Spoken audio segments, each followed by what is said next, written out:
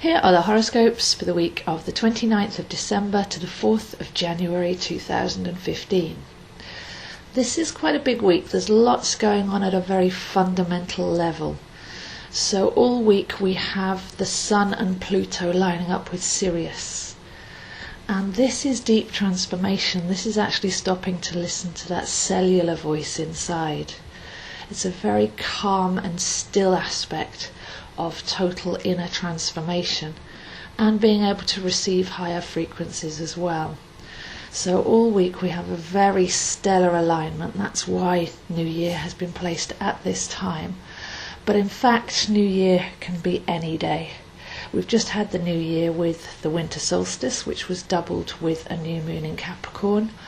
And New Year astrologically can be the spring equinox as the sun passes over from Pisces to Aries.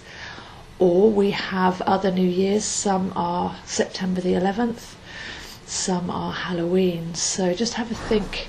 If you're feeling stressed about New Year's Eve on Wednesday the 31st, just monitor that stress a bit. Are you putting too much pressure on this clock ticking over into what's called 2015? And are you giving yourself too much grief? Because it's not really New Year in that sense. So by all means go out and do whatever it is that you're doing, but try to avoid the tension and the regret and the sorrow that comes with that massive countdown.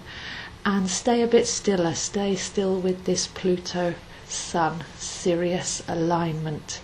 It's actually more of a time for meditation. It's more of a time to set your compass and to set your cellular generator at a very inner level and to climb with the sun as it is reborn already at the mountain of Capricorn. But like I say, unusual, we've got this Pluto combination as well, and then let's not forget the alignment to Sirius.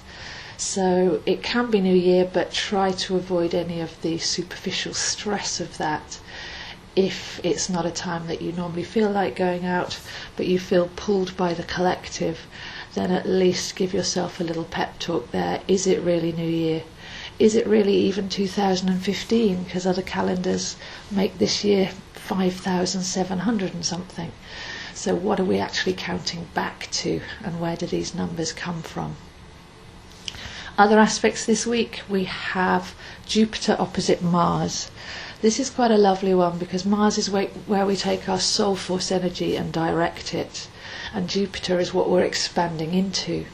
So we have Mars in Aquarius firing us up electrically and cosmically, and then firing across to Jupiter in Leo, which says radiate from the heart, radiate from a place of pure majesty, and think bigger and go wider. So the more focused that laser of Mars is, the more precise its aim, then the more radiant you can be at the other end of that portal. So it is a time actually which is quite good for setting new intentions as we're still in the growing moon. We're climbing up that Capricorn mountain. We're meeting with Sirius Pluto to say, make this count. What are you building on and for? And then when we've decided that, we've got Mars there like a laser pointing his arrow directly across to Jupiter to expand and to radiate into a bigger dimension. So we really have got a chance to set some groundwork this week if we're quiet enough, if we're true enough, if we're honest enough, as we see these elements come together. The other thing that's happening this week is that we've got Venus moving from Capricorn to Aquarius. So Venus has actually been there to show us what we care about, to show us what's really important to us and what we want to build on and why. And when Venus moves into Aquarius, that almost lights the touch paper. So a new year in that way, very good time to actually think, where am I going in this next solar cycle? To let go of anything that you haven't let go of yet from the winter solstice. Because Saturn moved from Scorpio into Sagittarius, there really is a letting go to be done. It's almost like we've had 2.5 years of Saturn in Scorpio and we keep looking over our shoulder expecting more to come. But that can actually be let go of now as Saturn stands like a Zen master in Sagittarius, saying all you've got to do now is radiate authentically, is to actually clear those channels and to be your true expression. So all told, even though there's not a lot of activity going on this week, there's actually a lot going on behind the scenes and in the depths. So just to recap, that's the Pluto-Sun alignment opposite Sirius, very, very deep. We'll start to feel that by Monday, Tuesday. Then we have the New Year's celebrations on Wednesday. Keep it authentic, keep it real. Is it your New Year? If not, then by all means have the festivities, but don't get caught up in the drama. And then Venus leaving Capricorn into Aquarius, really sparking that creative flame inside. So it's time to get very creative and do some new things.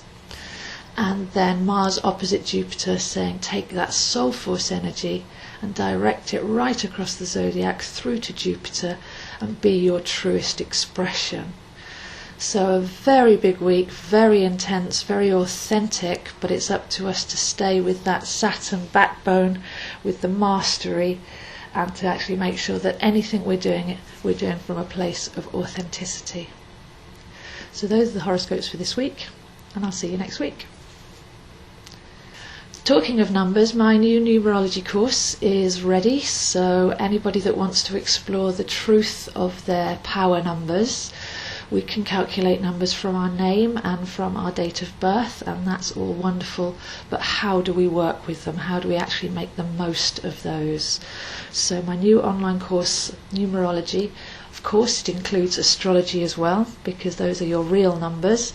The calendar that we have is fairly made up, but the zodiac that you have, your chart, is very real to you. So how to take the numbers, the confusingness that can be the different systems of numerology, but bring it back down, bring it into you, and to make it real according to your zodiac as well. So please do let me know if you're interested in that or any of the other courses.